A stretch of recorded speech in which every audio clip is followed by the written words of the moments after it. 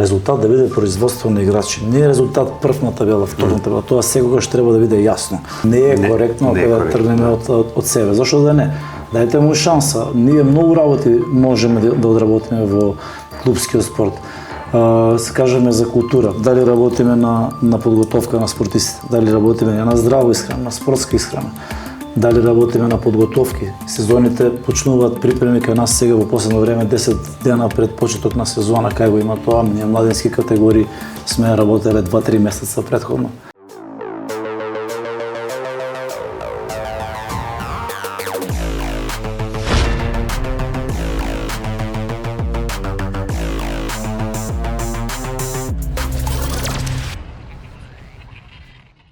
Почитувани гледачи, вие сте на YouTube каналот Плоштад Прес, подкаст Без пардон, 11-та емисија. Со мене вечера во студиото е Југослав Спасич, професор по физичко образование во Основното училиште Крце Мисирков во Куманово. Професоре, добре дојде во студиото на Плоштад Прес. Благодарам за поканата.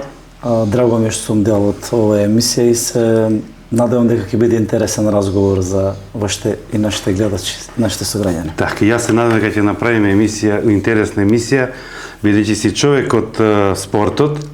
Сакам ова наше интервју да го почнам со една убава кумановска приказна. Ќе ми дозволи да ти покажам нешто и на тебе и на нашите гледачи. Вака, ова е дрес на Пари Сен-Жермен. Меѓутоа овде позади пишува Дамјан. Јас ова го добив како подарок, поточно го добив како подарок мојот син, Ѓорѓи, од Дамјан Антевски, мал сламка, кој моментално е во тренинг центар во Италија, организиран од фудбалскиот клуб Кастеназо, тоа е предградија на Болоња. Тој отиде во период кога баш почна овде во Куманово оваа предизборна еуфорија или овие предизборни активности, па не стигнав малку повеќе внимание да му посветам. Меѓутоа еве сега му посакувам на малиот сламка, на нашиот Дамјан Антевски, да се таму наметне, да покаже добри резултати, па здраве Боже да го гледаме во некои од поголемите италијански клубови. Многу ми е драго што го слушам ова, особено ми е чест што сум во оваа емисија. Дамјан е мој ученик исто, многу успешен дечко, амбициозен, перфектен во комуникација, граби за секој момент, навистина сака да успее, знае што сака од себе, има огромна поддршка од своите родители, што е многу значено за секој спортист. Се надам дека некои наши совети како наставници, како професори ќе му користат или му се можеби водилка и уште погорд ќе бидам ако навистина заигра во некој во овие успешни италијански клуби. Впрочем, знаеме што значи италијанскиот фудбал. Му посакувам успех од срце. Така. Главен повод што си вечера со мене во студиото, секако се локалните избори, ти си на советничката листа на Ред за Куманово со Горан Стојковски Диро. Меѓутоа, ајде пред да тргнеме околу на што е топ тема во Куманово, локални избори, да малку поразговараме за тебе и за твојот професионален ангажман. Јас да ти кажам, искрено да гледав твојата биографија и кога видов што се работиш, искрено да видам, не знам каде наоѓаш време за село, меѓутоа знам дека си хиперактивен, меѓутоа ќе морам се ова да прочитам, значи ти си основач на Сдружение на спортски педагози, член на управен одбор на Атлетски клуб Куманово, председател на комисија на Атлетската федерација на Македонија, член на Сдружение на просветни работници во Куманово, член на Општинскиот сојуз на спортови. Кај наоѓаш време за се тоа? Да, така, ти благодарам за оваа најава. Во некој од овие бев до пред некоја година член, во некој се уште сум. Сега сум актуелен подпредседател на Општински сојуз на училишен спорт. И тука некако е мојот фокус моментално. Но во комисија за атлетика бев од 19-23 исто за комисија за развој, што ми беше многу драго бидејќи тука навистина може да придонесам со неколку одушни чекори. Тоа беше уведување на детска атлетика која сега е преку школскиот спорт имплементираме тука во Куманово. За мене исто голем чекор. Напред за развој на училишниот спорт. неколку други совети за стручност на тренерите го прифати федерацијата и останува уште една спортска сала за атлетика, бидејќи тоа Македонија воопшто го нема. Ние сакаме атлетиката да биде број еден, како и впрочем сите успешни држави, земји кои што имаат успешен спорт. Број еден спорт е атлетиката. Но тоа не беше само дел од прашањето, но сакав да кажам во кој дел имам и повеќе осврт и повеќе придонес направено, но сигурно што ми, како наоѓам време. Инспирација, љубовта кон спортот, кон физичката активност, кон мојата професија е број еден. Да, работа со деца, поранешен спортист, потоа учев средно физкултурно во Скопје, завршив по факултет. И така, некако работа со деца ми е онака, навистина ме исполнува. Сакам да... Дали таа љубов... Детето во мене се уште постои. Мислам дека човекот е жив додека има детство во него и дете во него, бидејќи за мене животот е една голема игра. И се додека играш, твориш, придонесуваш. Тоа ми е некако водилката и не сум себичен во тој дел. Мислам дека сега во богатството е во контакт со луѓе. Ако имаш прилика да создадеш нешто, да бидеш корисен за себе и за општеството, зашто да не. Така да за сега не се штедам, имам сила, имам енергија. Каде, извини да те прекинам кратко, каде најде време да го средиш ова детско катче тука на Моша Пијаде кај Сума? Мислам да изгледа прекрасно. Само дозволи да кажам, мој предлог, пошто тука и моето дете понекогаш се игра, мора да барате чаре со некаква заштитна ограда, бидејќи гледам децата се играат па топката и побегне на Проевски сокака, знаеш како возат нашите сограѓани, тоа овака пријателски совет, али повели, каде најде време тоа да го изгледа прекрасно? Знаеш како викаат во однос на овој дел, викаат светото станува на младите, но јас викам обратно, старците се виновни за се. Значи ние сме виновни за тоа какво детство ќе имаат нашите деца и од она што го правиме денес, зависи нашата и нивната иднина. Ако тоа во сега реплицираме и за граѓаните, исто тоа што ќе го направиме денес како некоја одлука, некој чекор, некоја акција, она што ќе го создадеме, тоа ќе не чека, нас ќе не дочека или нив. А во однос на тоа како го средив и ова кач, верувам и дека не се померувам со фактот дека не може нешто да биде подобро и дека ние сме се во нешто треба некој да ни каже што да правиме, а мислам дека овдека или некој друг да заврши за нас. Овдека да, сакам да превземам одговорност кога никој не сака. Едноставно во мојата работа и качињата во училиште ги средувам, не знам, од позади сала помеѓу градинката и салата беше, да речеме, некое мрачно ќоше за, ајде да кажам, деликвенско ќоше, го средивме во атлетски полигони, паметна градина, сега имаме успешни часови, успешна настава, активности по завршување на настава, реализација на проекти, прекрасно, значи од ништо направивме нешто. Ако е тоа училишен двор, сега ни е шарен, разигран, имаме подни игри, зошто да ни биде досадно на одмор, нека ни биде забавно, нека биде активен одмор, активни паузи се може би повредни од часот по физичко. Ово овдека, колку сум веќе 15 години овдека во Сума, некако ајде фати период на корона, но едно време стана мрачно ќоше, некој агол за, пак ќе кажам, за сумнителни типови. Дури ми беше она слика, сега поврзувам со ова ситуација, некои митинзи, беше јавен тоалет за луѓе од Министерството за внатрешни работи, безбедност или за оние што мора да трчат, не знам од кој град доаѓаат. Едноставно беше провокација за мене да ајде да направиме нешто зашто на нас ние сме тие што може да направиме. Тука живееме, тука ги растеме децата. И мислам дека со ситни чекори не е тоа се некоја може би пофалба, огромно дело, но ете, секој мал чекор е многу значаен. Мене поготово, извини. Добив подршка од моите соседи, мислам, од зградата. Нормално некој беше скептик, некој беше противник, може би некој навики сменивме тука на, не знам, паркирање во безредие, фрлање на отпад, кај што ќе се стигне, контейнерите ги шутка од малиот паркинг, па не знам, подолу, па завршија до фонтана сега. Тоа исто како полско веце и бунар едно до друго, фонтана и отворени контейнери. Тоа за мене, мислам, како наставник по физичко и здравствено образование, некој што се бори за здрави навики, за мене професоре многу ми изгледа кога поминам тука и кога гледам кога е полно. Сега веќе оди овој период есен зима, малку е времето нема да дозволам, меѓутоа пролет лето кога поминувам тука, кога видам многу деца како се собрани, како свират, викам супер, браво професоре, нека. Сега се трудиме, имаме добра. При овие локални избори да поразговараме јавно на уште еднаш од мене честитки, браво. Така, благодарам. Ајде сега за една друга работа која е дел од твојата биографија.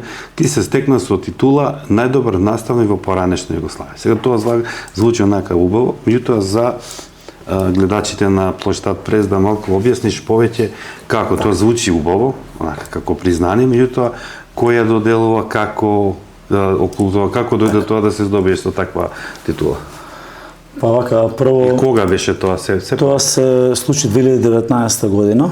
Во јуни месец бев прогласен за еден од најдобрите наставници, од Македонија имаше повеќе, тоа беше прогласување во Будва. Но што е значајно, организатори на доделување за најдобар наставник во бивша Југославија се всушност две најуспешни наставнички од Македонија, Весела Богданови, таа беше прогласена во 50 најдобри наставника, организирана на Global Teacher Prize во Дубај, тоа се организира секоја година. Браво. И Желјана Лукиќ, таа е од Србија, и сега тие како добитници на оваа награда беа инспирирани да бидат амбасадори за најдобри наставници, односно да ги промовираат луѓето, наставниците кои што креираат, кои што се мали херои во своите средини, односно преку образованието, создаваат посветла, подобра иднина, односно размислуваат глобално, а действуваат локално.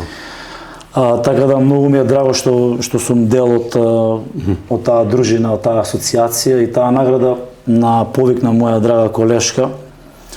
Ајде би го вика, зашто да не ти, навистина многу полудне си активен, верувам дека ќе освоиш, аплицирав, но тоа награда е всушност за пристав во наставата, за после часовни активности, слободни активности, успех со своите ученици во, ако за нас е училишен спорт секако, нели, и системот на надпревари кој во училишниот спорт оди до ранг на светски првенства во училишен спорт, за кој еве досега ние како училиште имаме 5 светски училишни првенства, мислам, тоа е ретко кој училиште, не знам дали има во Македонија, 4 пати учествувано со атлетика, еднаш онлайн во шах, мислам дека дури 12-то местно бевме екипно првенство во корона.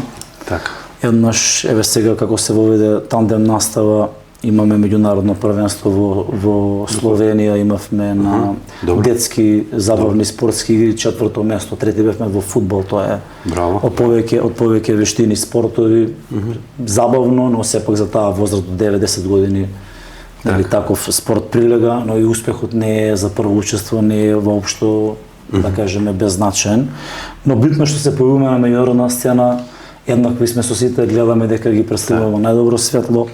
Тука се дека можеме да се бориме со нив рамноправно. Така, тука е придонесот во асоциации, објавени стручни научни трудови, насоки во министерства, многу проекти од однос на инклузија, можност за сите во образование. Многу работи за кои можеби треба посебна емисија. Ќе разговараме, здраве Боже, нека поминат овие избори, па може ова никој не го знае, во 2020 година бев и повикан во време на корона, бев и повикан на интервју на 100 најдобри наставника од истата ова Global Teacher Prize, но не го поминав тој филтр за 50, но да си во 100 најдобри и повикано. И тоа е голем за нашата јавност да знае дека не само од овдека простори, значи знаат да го ценат тоа сите во светот кога некој нешто работи за иднина на младите и придонесува. Така. А кажи ми, во твојата работа со деца, како настапуваш? Онака строго, со цврста рака или со железна дисциплина, или имаш некој свој уникатен начин по кој се разликуваш од другите, пошто сепак се тоа деца и треба внимателно со нив. Кој е твојот начин на работа? Имав можност да работам во основно образование од 6 до 9, односно со таа возрастна група од 11 до 15 години. За среќа работев во приватно средно училиште, па и таа возрастна група од 15 до 18 запознав. Сега работам со најмалите како тандем наставник од 6 до 10 години. Тука ми е некако фокусот во почетокот на образованието и залюбување во физичка активност во играта, во спортот. Веруваме дека, мислам дека и учениците сакаат некој да ги води, не сакаат ни премногу попустливи, ни премногу строги, но она што за мене карактеристично е тоа што јас навистина сакам секој ученик да биде среќен, независно од социјална категорија, независно од етничка припадност, култура и така на можности, способности, секогаш влегувам во чевлите на секој ученик и она што кажав детето во мене се поистоветувам со нив и гледам на секој можен начин, значи ја правам инклузија до наставата и гледам тие да влезат во еден свет на кој навистина ќе се чувствуваат дека припаѓаат, дека некој нешто за нив исто се грижи, има некој што може да ги слушне, им дава простор за збор, за избор, им дава можност да одлучуваат, им дава можност да бидат лидери. Кога треба, значи гледам да им давам можност да размислуваат, значи на моторички, когнитивен развој, социјален, економски, емоционален развој влијам, така да мислам дека тоа го чувствуваат. И една од најважните работи е таа часот, ако не е успешен, сите овие други работи што ги набројавме паѓаат во вода. Значи тоа е. Кажи ми како реагирате кога се случува се појави некое така екстра талентирано дете за кое гледате дека има предиспозиции да биде врвен спортист. Еве сега овие денови беа актуелни овие наши превари на македонската фудбалска репрезентација, на голот е нашиот Столе Димитриевски. Сега замисли ти во тие твои во твојата работа со тие мали деца, гледаш дека некој викаш овој се издвојува. Овој да го малку земеме под своје на време, може да биде утре нов Столе или нов Пандев или Како реагирате во такви ситуации? Сите, генерално и талентираните се ученици со посебни потреби, значи треба посебно внимание, треба посебен пристап, треба можност за нив. Значи треба и да имаш стручност, и да имаш познавање од материјата, но и да имаш добар однос. Да речеме, некои од нив со нашите диагностика и мерење на моторички способности откривме дека имаат предиспозиција за успешни атлети.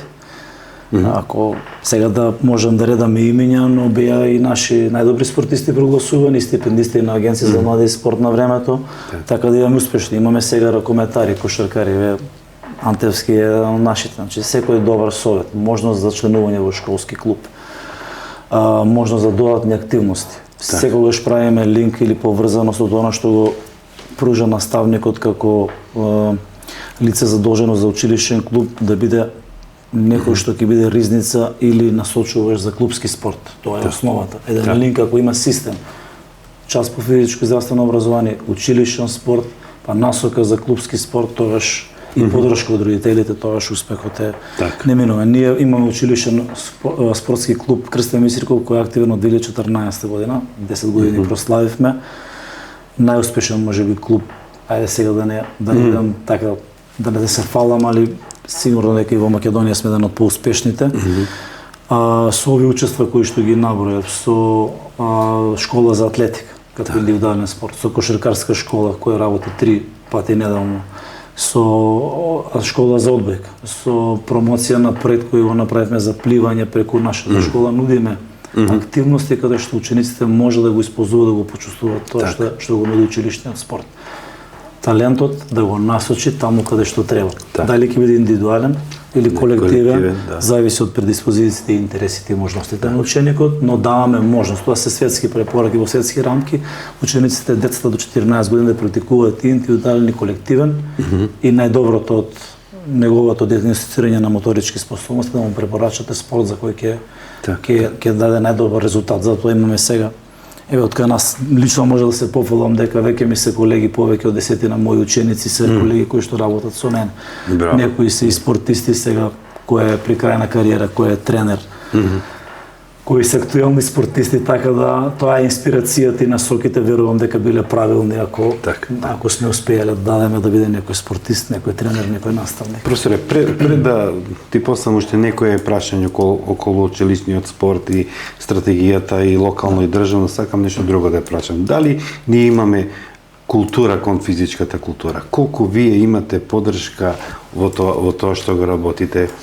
Бидејќи не е доволно само да имаш ентузијасти меѓу твоите колеги. Сега не ги кого да спомнам, тука е Александра Коцевска, имате од постарите тука е Сики Филиповски, Ѓорѓе Ѓорѓиевски, тука од постарите Џајо Диме, значи ти кога спомнеш се извина некои заборави, меѓутоа ние имаме, кажеме, квалитетни професори кои сака да даде максимален допринос, меѓутоа без поддршка од општината и од државата не може да се направи ништо. Имаме ли ние стратегија да се направи или се тоа нешто кампањски се заврши сега овој месец, па ајде ќе чекаме некоја друга прилика?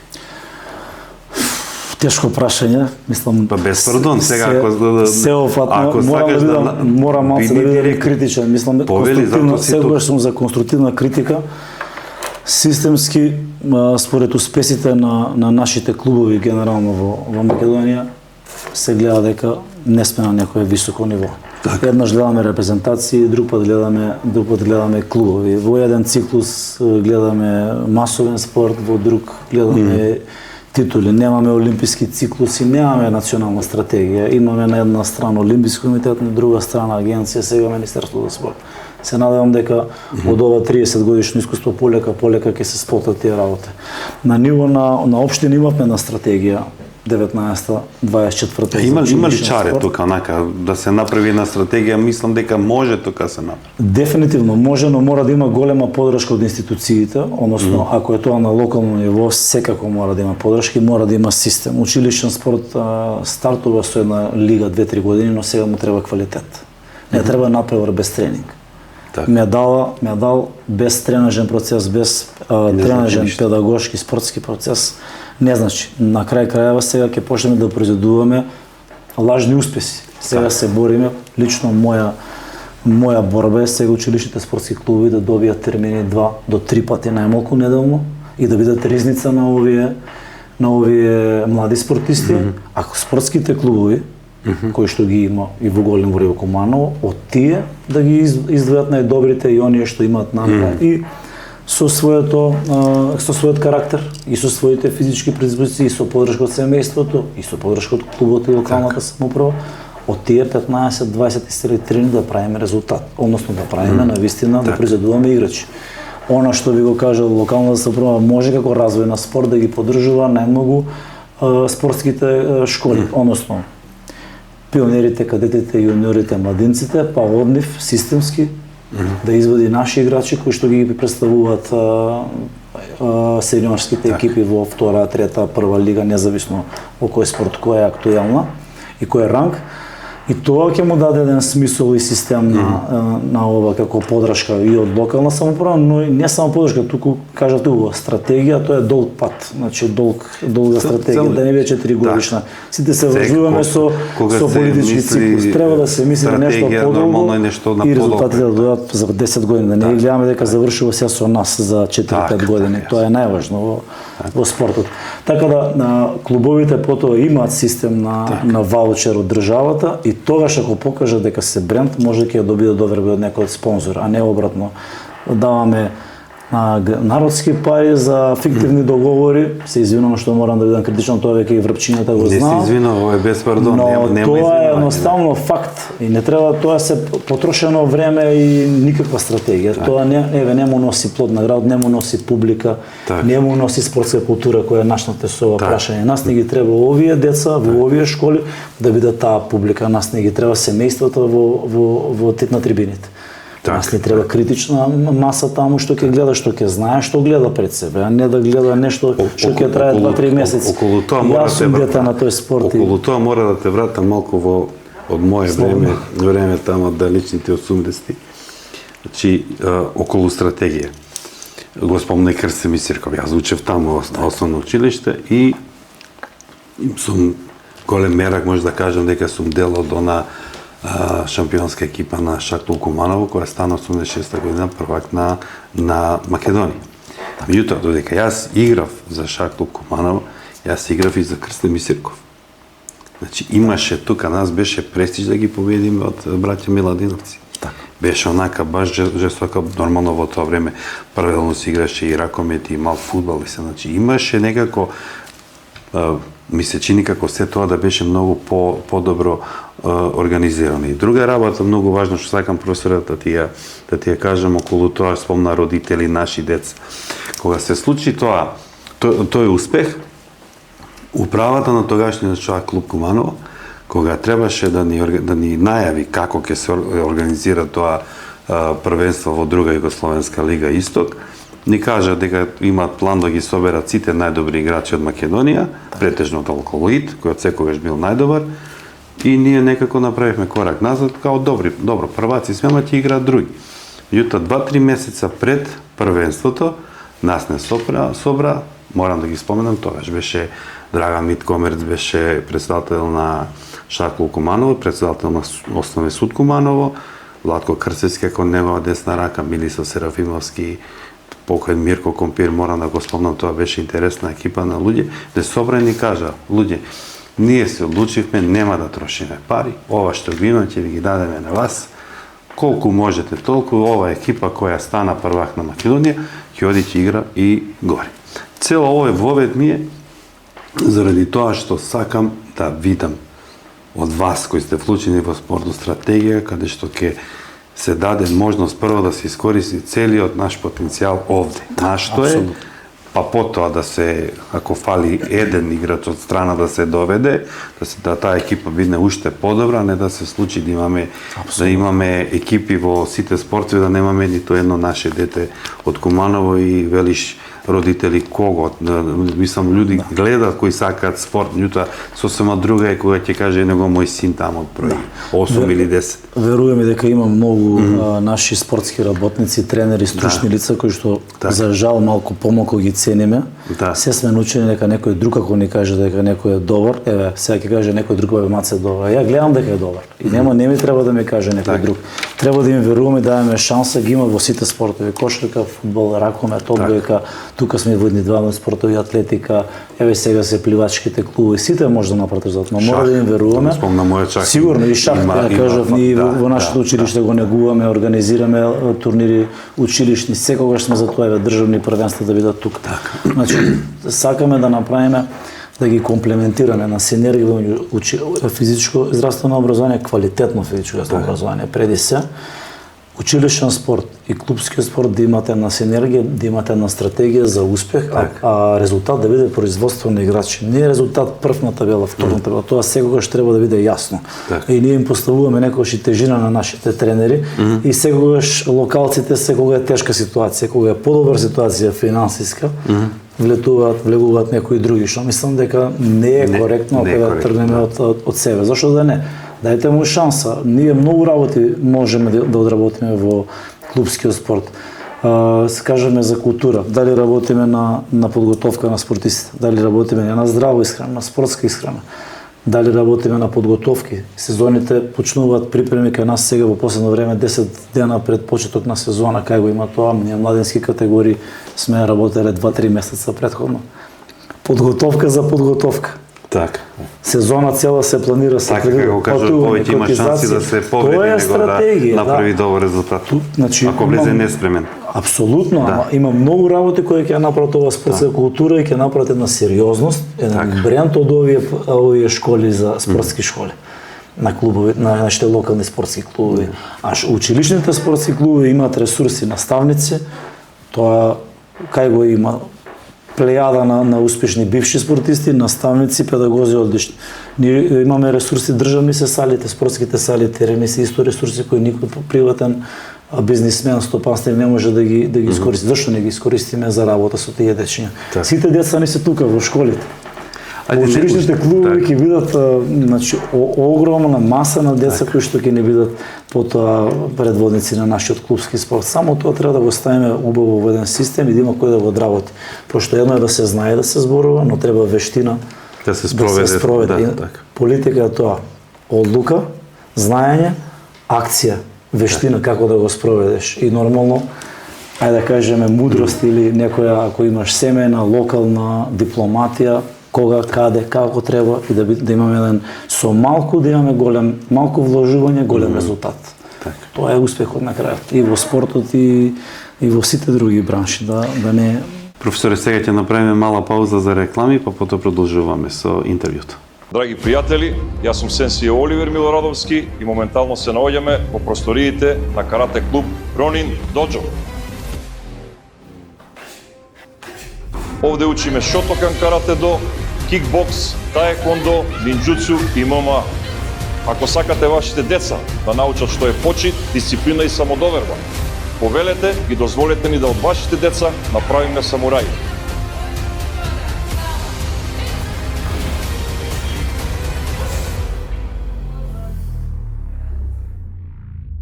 Уписите се во тек.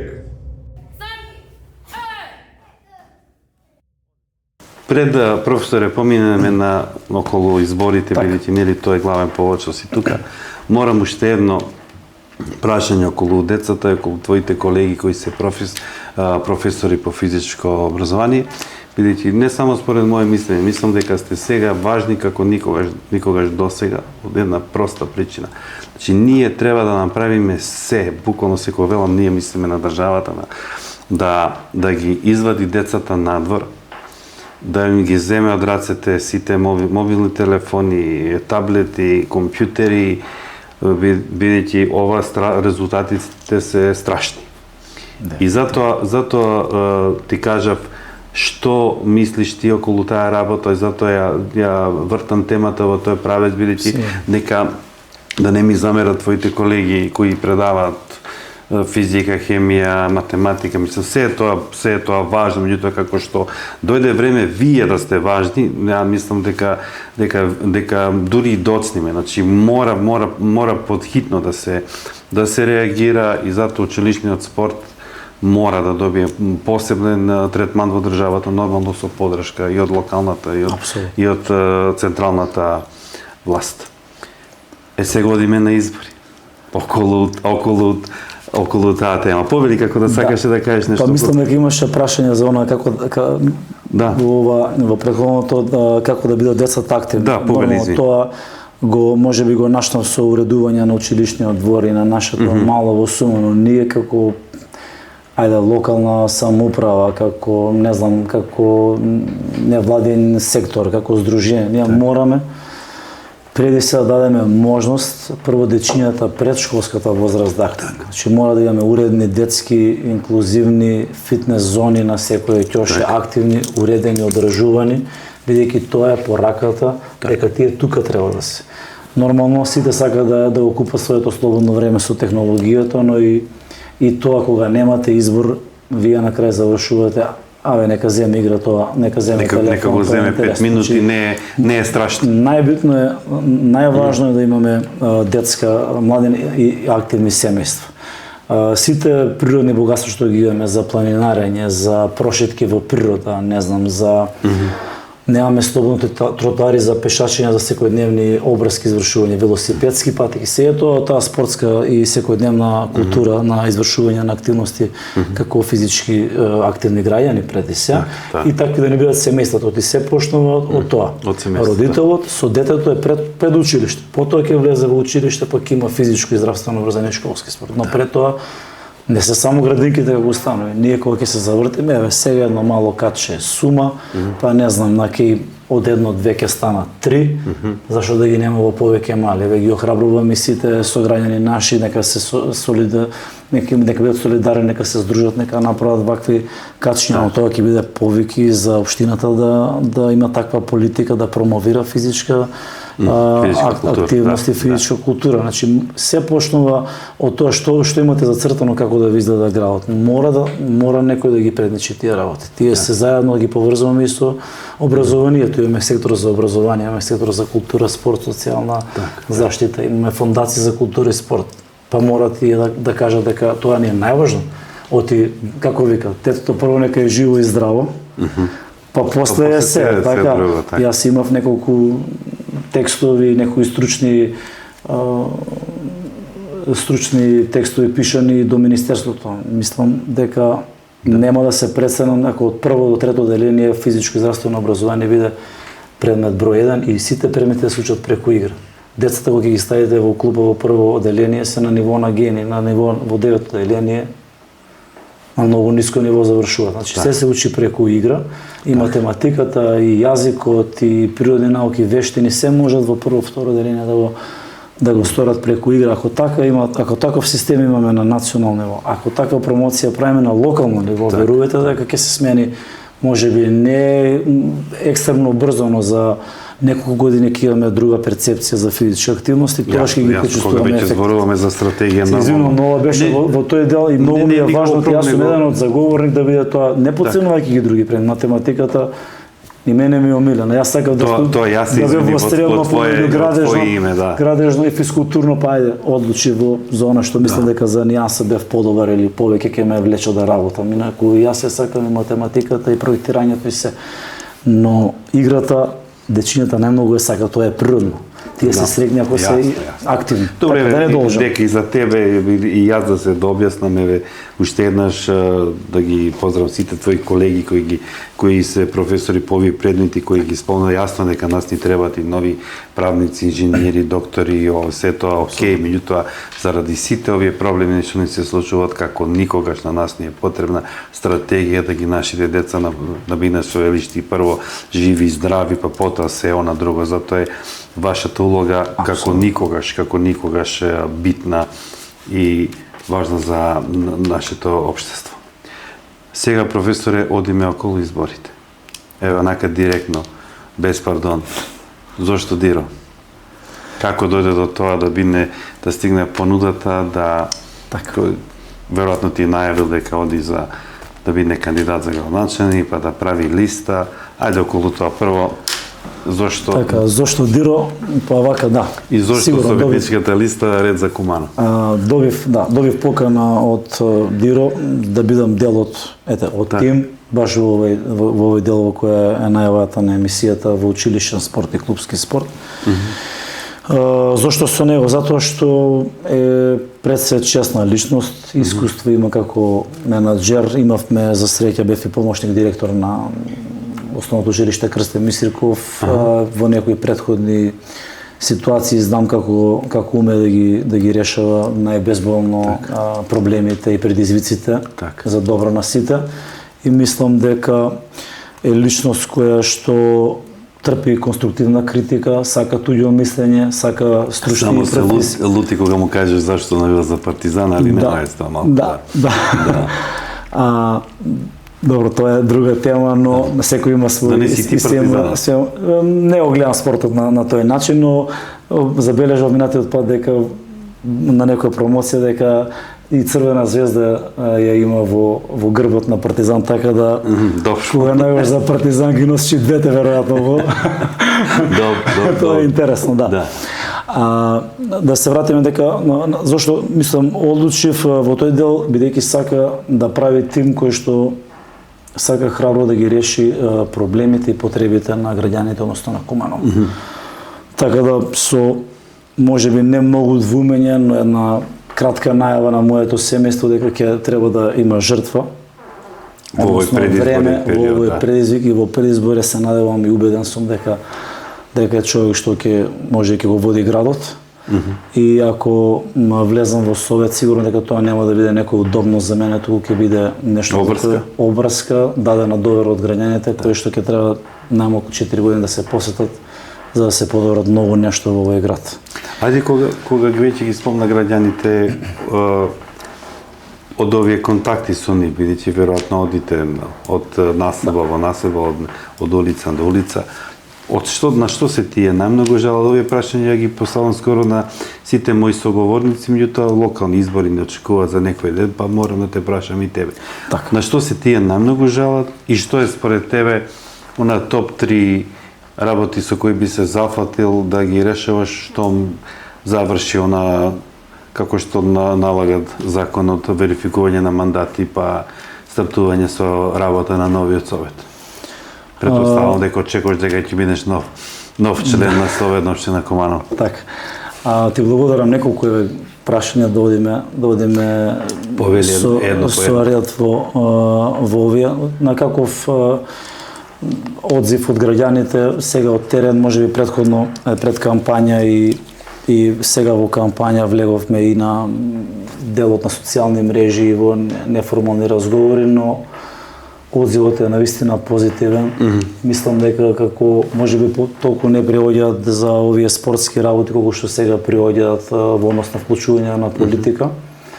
со еден ентузијазам, мислам дека се поистоветуваат со нас на храброста и одлучноста на Диро и на тимот позади него да влезе во оваа трка на вистина од нулта позиција, значи не од позиција на моќ како независен. Кога велиш храброст, мислиш на она што граѓанин. Од една страна има кандидат на СДСМ, од друга страна кандидат кој е на владина коалиција, на тоа ли мислиш храброст? Па храброст, да, не, да речеме ако пред 4 години беше независен кандидат сегашниот градоначелник, но појде од позиција на градоначелник како независен, што е сепак, да речеме, предност.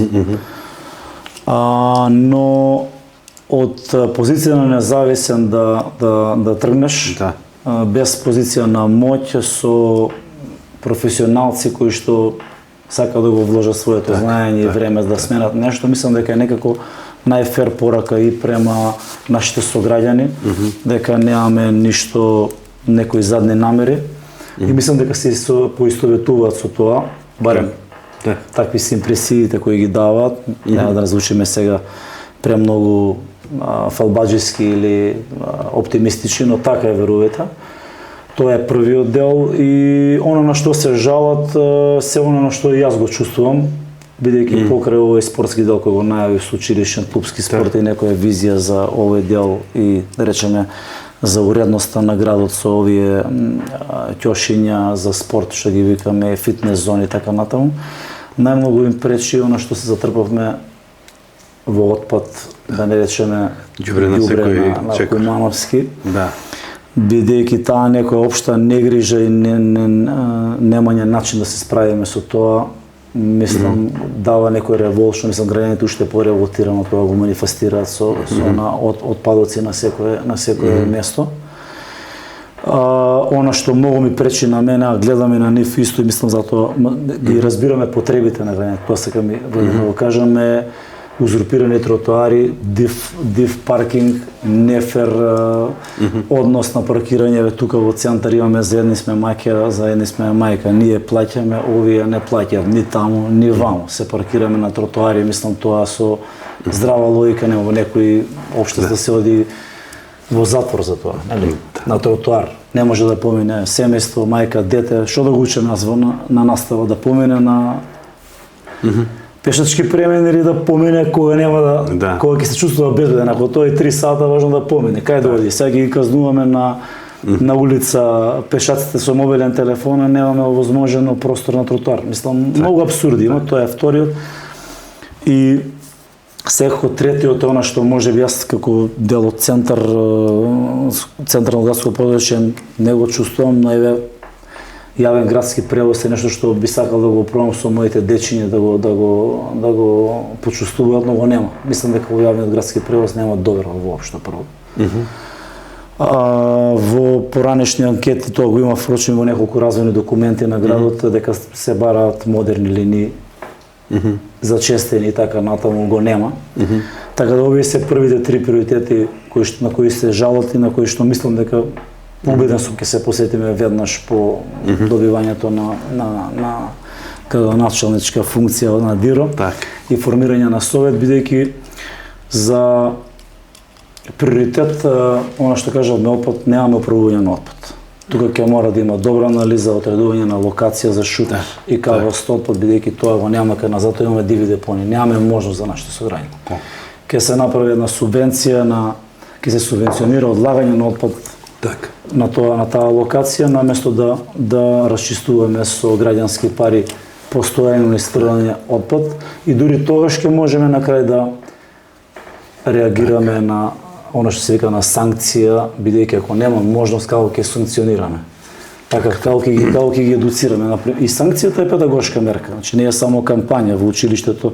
Ние почнеме со рециклажа во училиште пред 7-8 години, кажа како помошник, и со батерии, и со пластика, па сега запрем. Учениците доаѓа, не имаме ние капацитет. Носеа пластика, тоа продававме пластика, купувавме материјал за хигиена.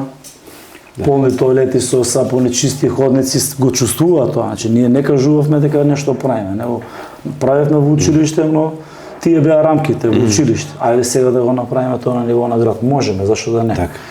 За паркинг места мислам дека може да се обезбедат нови паркинг места, да се спуштат возилата од тротоарите. Така. Тоа е сериозен проблем. Систем на наплата кој што ќе биде исто стимулирачки, може да биде минимална за првиот час, дури и помало од сегашната, но наистина некој има потреба од периферија, од селата да дојде да заврши нешто со кола и да си оди, додека јавниот превоз да профункционира како што треба. И ќе си оди. За вториот час може да биде прогресивно поскап, а за третиот поскап со цел да се паркираат на периферија или да користите јавен градски превоз. Значи да не му го земаш правото на да дадеш стимул. Имаме механизми, наплата која што може да биде или санкционирање може да биде електронско или по возило, не може да биде пајак па дополнителна гужва да ни создава. Пајакот може да биде ако нешто попречува пешачки премин, попречува некој во крајна нужда, на крај да се реагира. Попречува јавен градски превоз да функционира и правиш дислокација на возило не со намера, како ќе казнеш ти 100 лошо паркирани возила со еден пајак. Мислам тоа е не функционира едноставно.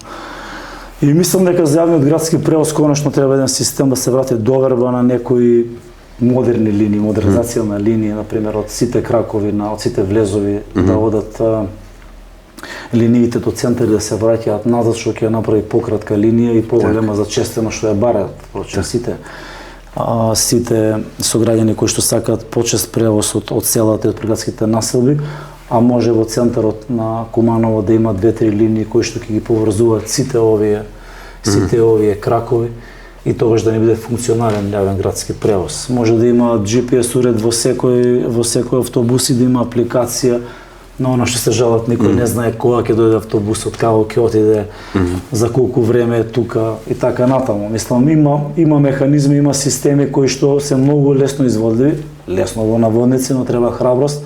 Треба да не калкулираш за некој може глас или за некоја клиентелистичка намера, него да имаш храброст да го решиш, може нема сите да ти се веднаш да ти го одобрат тоа, но верувам дека за 5% граѓани не треба 95% да бидат занемарени.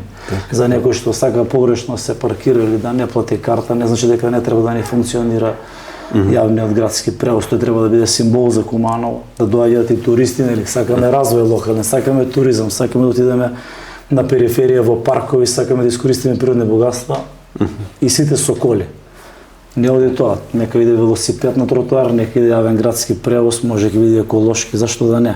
Има многу механизми во кои треба да се влезе храбро, одлучно, со знаење, стручно, со тим добар и да се реализираат. Мислам дека ова не се некои фикции, капитални инвестиции, сите ги зборат капитални инвестиции, има се верува дека здравје е капитална инвестиција, безбедност е капитална инвестиција, колективна свест и лична одговорност исто капитални инвестиции. Тоа ни треба нас да ни функционираат сите и општината и предпријатијата и овие системи што ги кажавме на управување на отпад, на паркирање, на јавен градски превоз, на училишен спорт.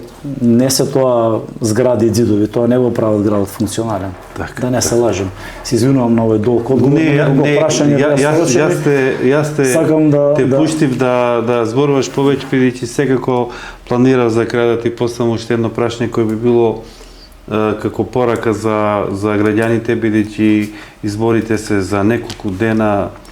Ти си втор на листата, така? Да, втор на листа, да. Ајде повели една порака до граѓаните на Куманово, до гласачите, па полека да завршуваме. Па, еве имам порака, ако во Словенија независниот Роберт Голоб покаже дека може да се направат промени од еден честен човек, од една успешна личност, успешен менаџер без коруптивно минато, со јасна визија. Така. Мислам дека денеска Куманово има таков човек. Тоа е Горан Стојковски Диро. Личност која носи нова идеја за една ново Куманово. И мислам дека тој заедно со независната листа предводена доктор Иван Петковски така може да направи еден чист, да создаде чист, уреден, функционален град Куманово, достоен за сите негови граѓани. Затоа да порака до сите наши сограѓани дека е време е да изберат ред за Куманово и време за Горан Стојковски Диро. Професоре, ми беше задоволство да разговарам со тебе, да си ми жив и здрав, ке се видиме во некоја друга прилика, да разговараме за други теми, посебно од онаш за кои си ти на свој терен околу училишниот спорт, околу стратегијата и она што зборувавме околу тоа за нашите деца, бидејќи тие се нашата иднина, мора да направиме за нив се што е потребно на време. Значи да не губиме време и да делуваме. Почитувани ни гледачи, тоа беше професор Југослав Спасич. Сега за наредните чекори на плоштад Прес, бидејќи оди предизборен молк, сега ние ќе се одјавиме и ќе продолжиме после изборите, ќе направиме некоја емисија во која ќе ги анализираме изборните резултати. Уште сега сакам да упатам покана до кандидатите за градоначалник на општина Куманово, кои ќе влезат во втор круг, да бидат овде гости. Може да организираме некоја дебата ако се заинтересирани, а додека ние чекаме да видиме што ќе се случи во вториот круг, јас и Југо ќе одиме во трет круг, а кети на едно да се напиеме и да направиме муабет за она што не стигнавме да си кажеме овде пред камери. Со задоволство. Се гледаме.